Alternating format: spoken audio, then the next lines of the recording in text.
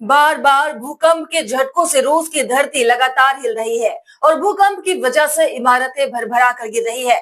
यहाँ तक कि समुद्र भी हिल चुका है और सुनामी का अलर्ट जारी कर दिया गया। जापान से लेकर अमेरिका और इसी के साथ चिली समेत 40 देशों में सुनामी का अलर्ट जारी किया। ये भूकंप सिर्फ सुनामी लेकर नहीं आया, बल्कि इस भूकंप के तेज झटकों के बाद ज्वालामुखी भी फट गई। रूस पर अब भयानक खतरा मंडराने लगा है, क्योंकि रूस के एक क्षेत्र में ज्वालामुखी फटी है। ये ज्वालामुखी यूरोप और एशिया का सबसे ऊंचा और एक्टिव ज्वालामुखी है। इसकी ऊंचाई करीब 4700 मीटर है।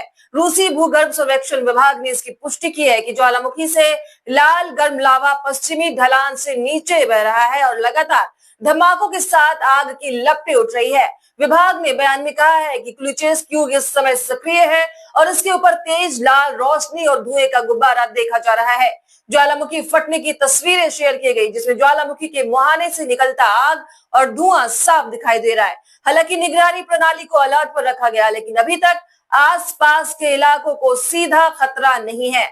आपको बता दें कि ज्वालामुखी का फटना कोई नई बात नहीं, इससे पहले भी ज्वालामुखी फटा था और साल 2000 से अब तक 18 बार ज्वालामुखी फट चुका है।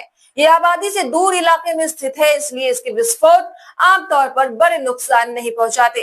लेकिन जिस तरह से रूस के अंदर बार बार भूकंप के झटके महसूस किए जा रहे हैं, उससे सुनामी के खतरे का सबब बन सकता है और प्रशासन का कहना है कि ज्वालामुखी भी फट गया, जिसे लेकर अलर्ट जारी किया गया। इस भूकंप के बीच में प्रशांत महासागर के कई हिस्सों में सुनामी की चेतावनी जारी की गई।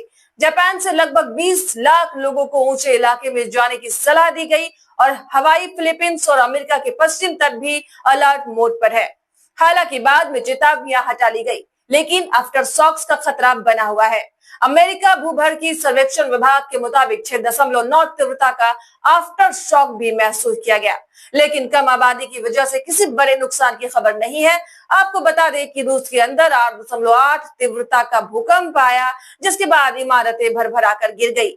कम चटका आइलैंड बुरी तरह से हिल गया, जिसके कई इलाकों के अंदर सुनामी की चेतावनी जारी की गई।